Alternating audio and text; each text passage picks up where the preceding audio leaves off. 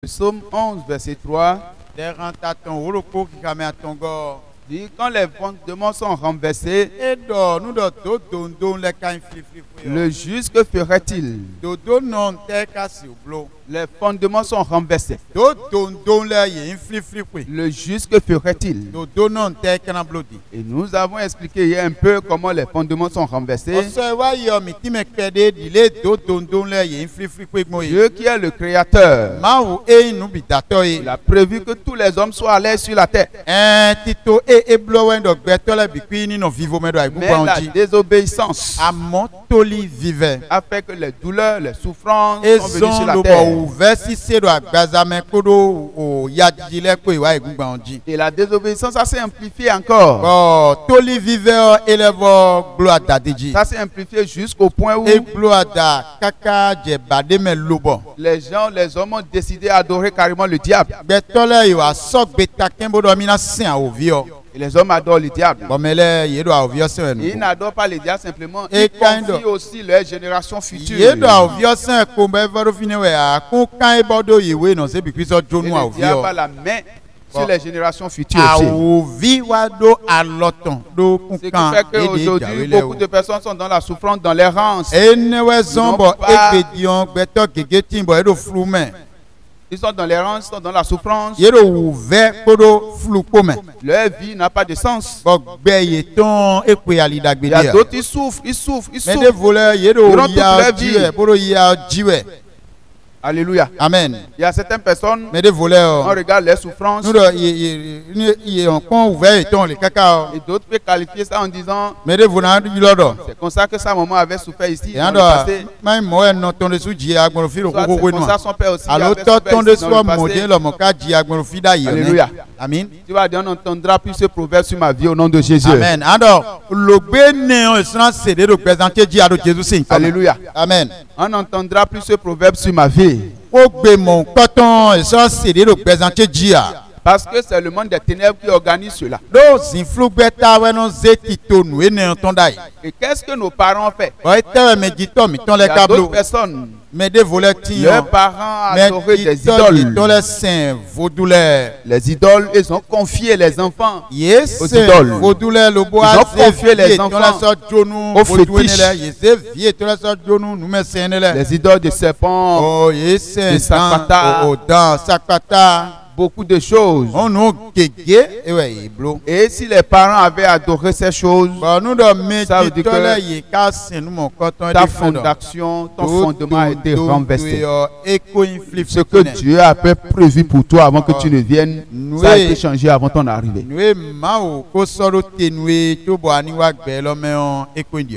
Alléluia. Amen.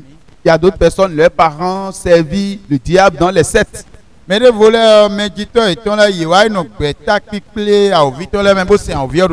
il y a d'autres personnes, les parents ont fait tout. Ils ont fait l'idolâtrie, ils ont fait les sectes, ils ont fait tout ce que le diable a disposé cette terre.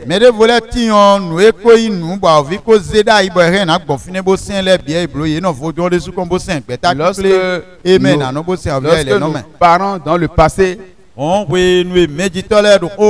avait adoré quelque chose que le diable a disposé pour le glorifier,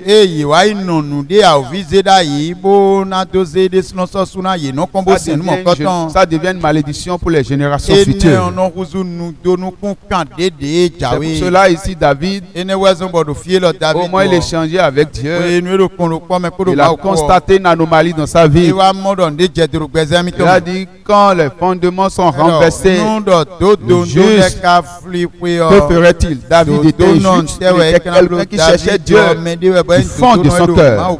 Dieu l'a qualifié même l'homme selon son cœur. Bon, peut-être toi tu n'es même pas encore l'homme selon le cœur de Dieu. Tu peux te dire, bon, les choses anciennes sont passées, les choses sont devenues nouvelles. Mais tu souffres. Tu souffres parce que le père de l'idolâtrie, c'est la pauvreté, la souffrance, les douleurs.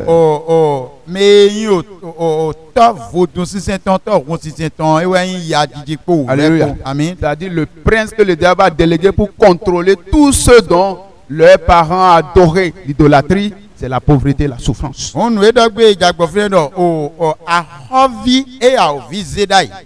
Bonu do ena kun mendede medito itole ye no on 65 ans eno vodu kombo sele ovie ne on ewen ya diji. Bon, ce que je vais dire, nous n'adore. Quelqu'un peut être très riche aujourd'hui et il adore les idoles. Vous allez suivre sa génération jusqu'aux 4e génération, ce que vous allez trouver là-bas, là. Prenez le résultat. Vous allez voir que 4e génération là-bas, ça serait pire. Leur vie ne serait plus rien. C'est une loi de Dieu. Et nous avons kakabwa vivu vidikli pamba giton pamba giton minamoro et nous na plenu ya bi kata kata. Alléluia. Parce que c'est une loi de Dieu. À moins que dans la génération, quelqu'un a la chance de rencontrer Dieu. Et il supplie Dieu, il implore Dieu. Et Dieu annule les douleurs avec le sang de Jésus. Parce que Dieu, lui, est miséricordieux, compatissant. Et ce qui est très important pour nous aussi, par exemple, il y a certaines personnes qui je suis né en ville, je ne sais pas ce que mes parents adoraient, je ne sais pas ce que mes parents ont fait. Ce n'est pas parce que tu ne sais pas ce que tes parents ont fait que tu ne vas pas payer les conséquences. C'est le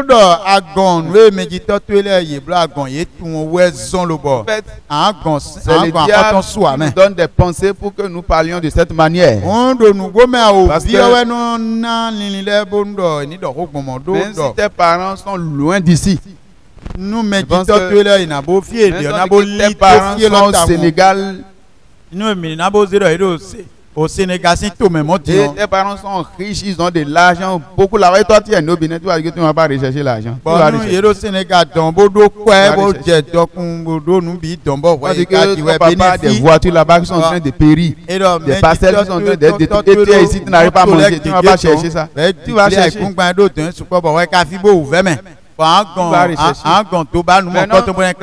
problème dans le monde invisible, c'est les démons qui recherchent ceux qui sont, c'est-à-dire ceux qui doivent bénéficier de leur souffrance, quoi. Les démons les recherchent. Tu peux être aux États-Unis, tu peux être n'importe où. Les démons vont te rechercher. Ils vont suivre ta trace. Ils vont suivre ça jusqu'à venir là où tu es. Ils vont dire, bon, il y avait des choses que tes parents avaient semées. Comme tu es né, tu es venu d'eux. Tu dois récupérer, c'est-à-dire tu dois prendre ces choses. Parce que c'est pour toi. Ils vont t'amener ça. Ils vont t'amener la souffrance. Ils vont t'amener la douleur. Ils vont t'amener beaucoup de choses. Alléluia. Amen. Mais aujourd'hui, quand la Bible dit, quand les fondements sont renversés, le juste que ferait-il? Les fondements renversés est que avant que tu ne viennes, ceux qui sont venus avec toi, ils ont désobéi à Dieu. Ils ont fait autre chose au lieu d'adorer le Créateur. Ça veut dire que le fondement était renversé avant que tu ne viennes. Et comme le fondement est renversé et tu es venu, c'est un fondement renversé. Mais tu as le droit de rétablir ce fondement. Le fondement qui est déjà renversé avant que tu ne viennes. Au fait, le fondement c'est quelque chose. Je prends l'exemple de ce micro qui est dans ma main. C'est le fondement. Et le fondement avait le droit d'être en contact avec Dieu comme ça.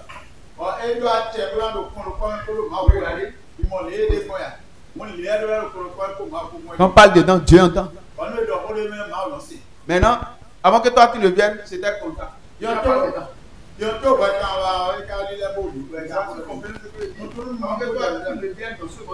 C'était déjà comme ça. Mais qu'est-ce que tu dois faire? Il faut que tu retournes ça. Sa place.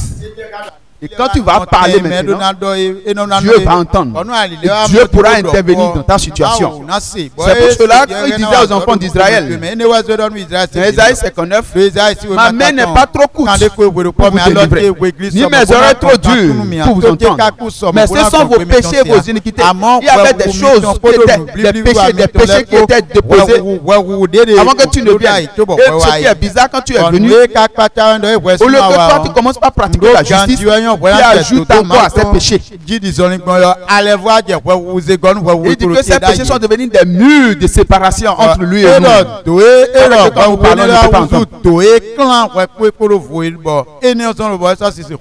Alléluia. Amen.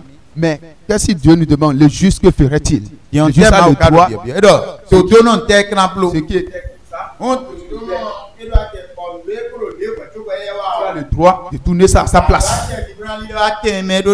Alléluia. Amen. Pour que si tu parles, Dieu entend. Dieu te parle aussi. Et si tu parles, Dieu entend et Dieu te parle aussi. Beaucoup de choses vont se passer. Alléluia. Amen. A dit les choses. Parce que quand les fondements sont renversés, les bonnes choses qui sont dedans, le diable lui les vole et les utilise dans le monde des ténèbres. Comment il utilise ça dans le monde des ténèbres? Ils vendent ça à d'autres personnes en contrepartie de leur âme. Pour cela, aujourd'hui, il y a des gens qui peuvent sacrifier les enfants pour avoir la richesse. Tandis que Dieu avait prévu que ces personnes soient riches naturellement. Mais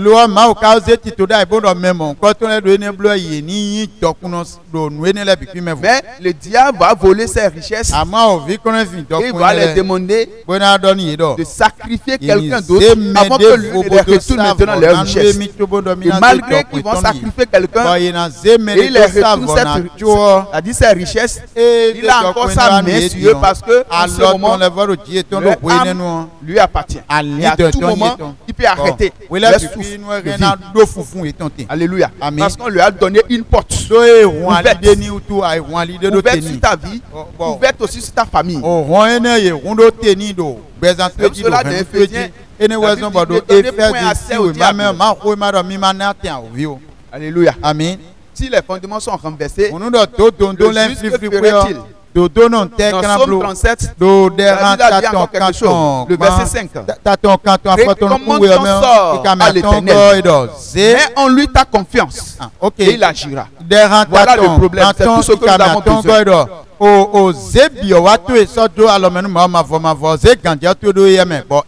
C'est le seul moyen il te faut pour que tu renverses l'autel de Baal qui est dans ta maison et que l'autel de Dieu soit planté. On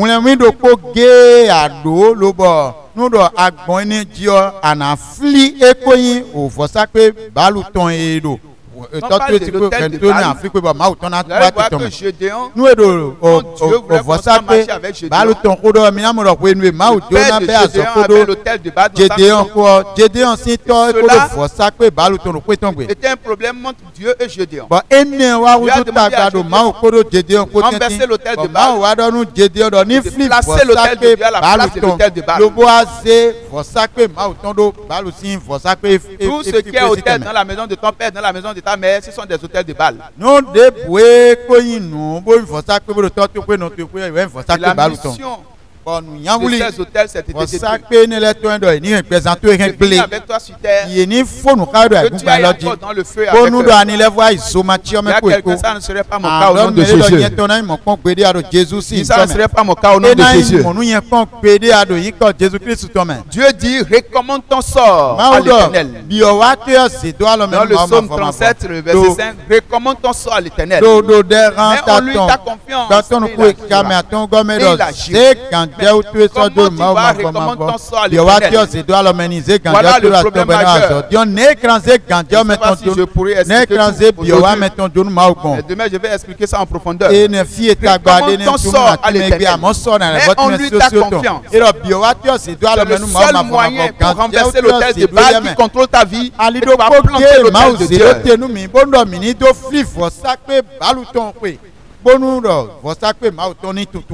Il y a un homme de Dieu qui a écrit un document, je l'ai dit, les mauvais esprits des idoles de nos familles.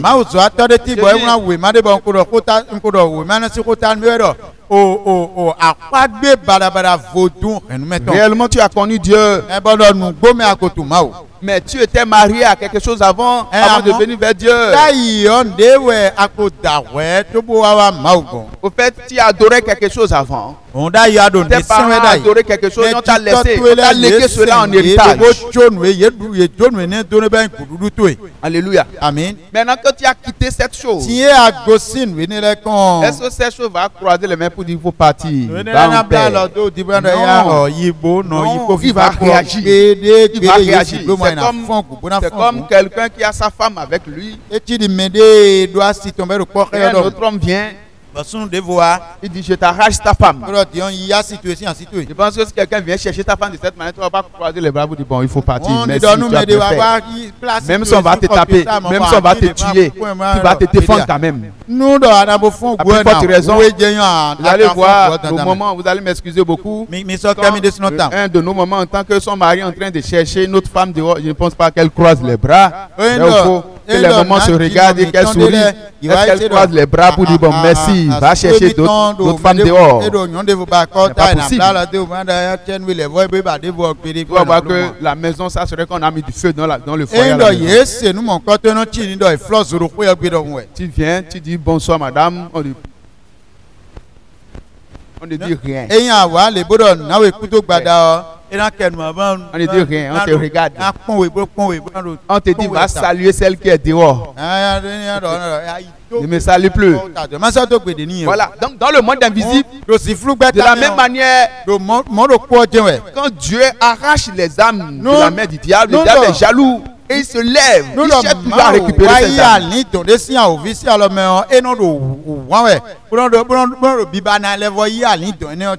Alléluia. Amen. On dit recommande ton sort à l'Éternel. Mais on lui a confiance, il agira. Il agira. Il a su dire quoi? Qu'est-ce qu'il va faire ensuite? L'Éternel va faire lever ton soleil. Alléluia. Amen. Son soleil qui était caché.